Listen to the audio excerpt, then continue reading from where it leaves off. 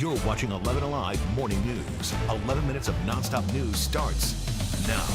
A community in mourning. People in Hampton come together to remember victims of the mass shooting. Officials are also shedding new light on an incident that happened before the shooting that may have helped save lives.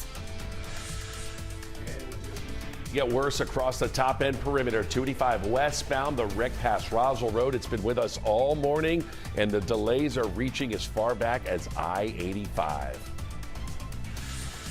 And first this morning, the wildfire smoke still with us today. We have a code orange air quality alert. We'll break down when it leaves, talk about the rising temperatures coming up.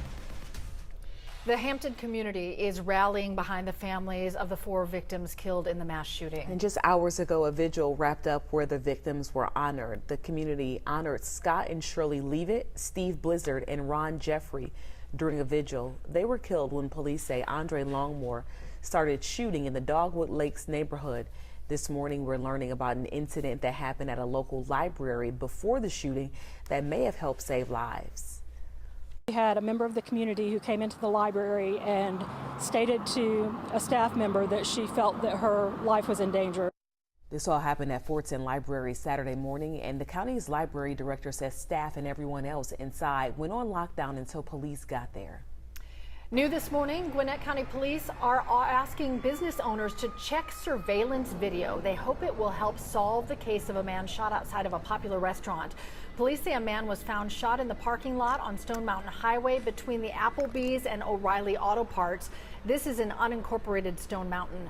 The victim later died at the hospital. This morning, that shooter is still on the run. The Georgia Supreme Court has dismissed former President Donald Trump's petition to stop the investigation.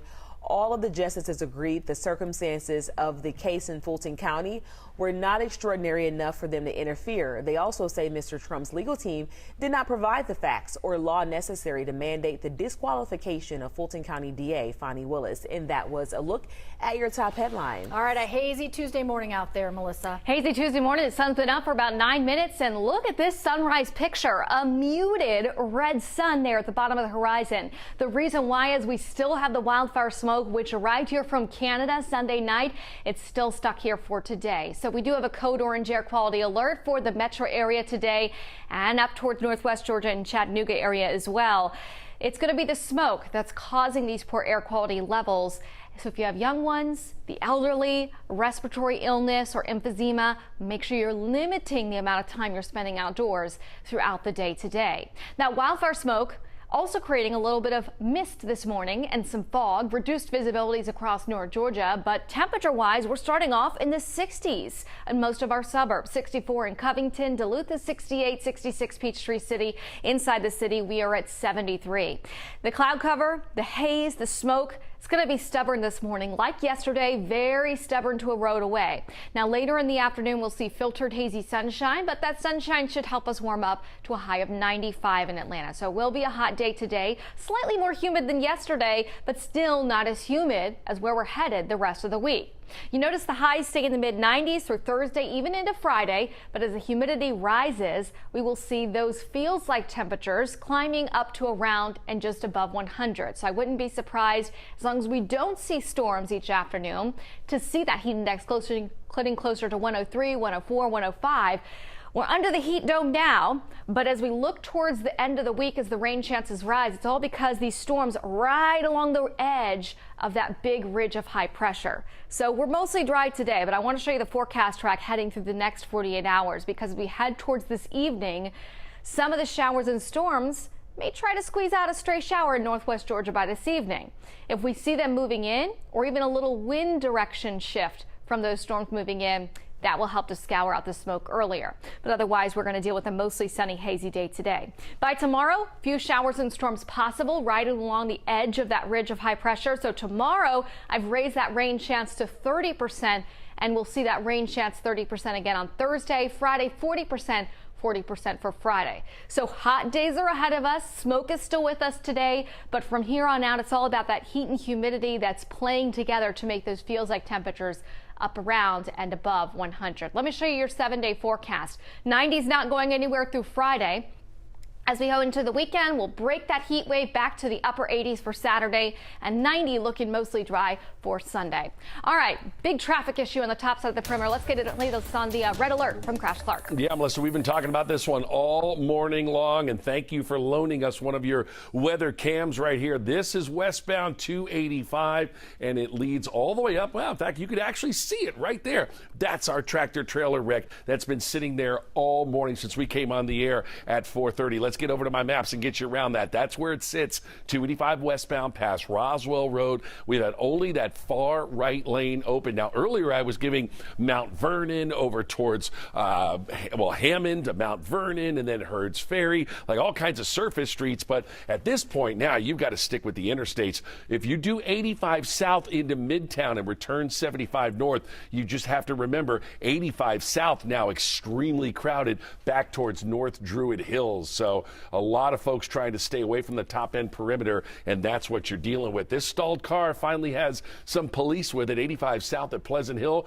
but they've been sitting in the center lane. In fact, there they are in that left center lane, and that's why your traffic is stacked all the way back to 316. Cheryl? All right, Crash, thank you. We have new details this morning in a story we brought to you as breaking news on Monday. The man accused of kidnapping and killing his ex-girlfriend in Clayton County had taken her before. Stop in Fayetteville? Yes, please, it's an emergency. Don't be in the car. What's going on there?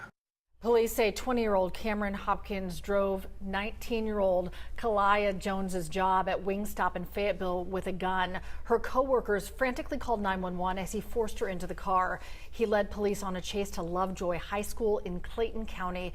That's when police say he shot and killed Jones right in front of them.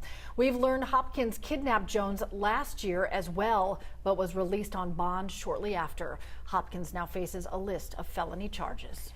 This morning, we have a scam alert to tell you about that one local mom almost fell victim to. It is scary. She said scammers used AI to impersonate her daughter. Debbie Shelton Moore says the call came from a local 678 number. When she answered, it was 3 men claiming her daughter was kidnapped and they wanted $50,000. Moore said she could even hear a voice that sounded like her daughter crying in the background. That really caused her to panic. Her husband FaceTimed the daughter and learned she was safe and then called police. Investigators say this is happening far more often. This morning, State Attorney General Chris Carr is pushing back against the Biden administration's proposed rule to protect women who leave the state to get an abortion elsewhere. The Biden administration says someone who gets a lawful abortion in one state may fear getting emergency care in a state where abortion is unlawful because providing that information to healthcare providers can place them in legal jeopardy. But in a letter, AG Chris Carr is among 18 Republican attorneys general arguing against this rule. Georgia abortion advocates disagree. So people should be able to make whatever decisions they decide to make regarding their health care. So without a doubt, this should not be tracked. The Attorney General says the Biden administration rule is unconstitutional, raising the likelihood of the issue of sharing abortion information ending up in court. In a few hours, members of the DeKalb County Board of Commissioners will meet. We've been going through the agenda this morning, and we see they're going to address a proposed annexation for some parts of unincorporated DeKalb to become parts of Brookhaven. There'll be a special meeting to talk about it. People in some neighborhoods submitted the application asking to annex and become part of Brookhaven. Then Brookhaven would have to provide services like police and road repair. This includes Toco Hills and Mary Hills. In total, the area is about 460 acres. On the agenda, it appears there's a recommendation to vote to send an objection to Brookhaven. We'll stay on top of it, let you know how it plays out. In just a few hours, it will be UGA's turn to step up to the podium for SEC Media Days. They're expected to speak around 10 this morning in Nashville. The Dogs are looking for its 3rd consecutive national title. Our team is in Nashville. They're going to bring you updates beginning on 11 Alive News at 5.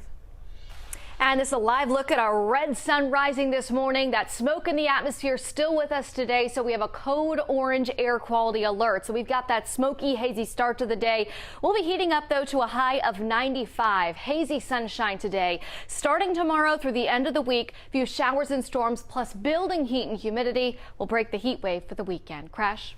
Oh, my goodness gracious. You are sipping pond water through a bent straw across that top end perimeter. 285 westbound. The wreck has been sitting past Roswell Road all morning long. Only the far right lane is open. Yeah, I'm going to get you an updated 726, but just know that that perimeter is backed up almost to I-85. All right, you have one more chance to win the Powerball. The jackpot now $1 billion after no one won the big prize last night. The winning numbers were 5, 8, 9, 17, and 41, with 2 being the red Powerball. That said 21, that red Powerball, didn't it? I am not going to be the person to say the lottery number's wrong, so you just check you just go and check online. I'm not sure. You're still going to want to check your tickets, though, because someone in Georgia did win $2 million. The next drawing is tomorrow. If you don't have time, you want to wait until tomorrow to try your luck. Tonight, there is a Mega Millions drawing. That jackpot estimated $640 million. You'd be drinking money through a fire hose. Exactly. Oh, that was good. That was quick too, Prehan. This old pond straw. Yeah. To come up Drinking with that pond stuff. water through a bench straw. Holy crap, it's the What? best. Have a great day, everybody.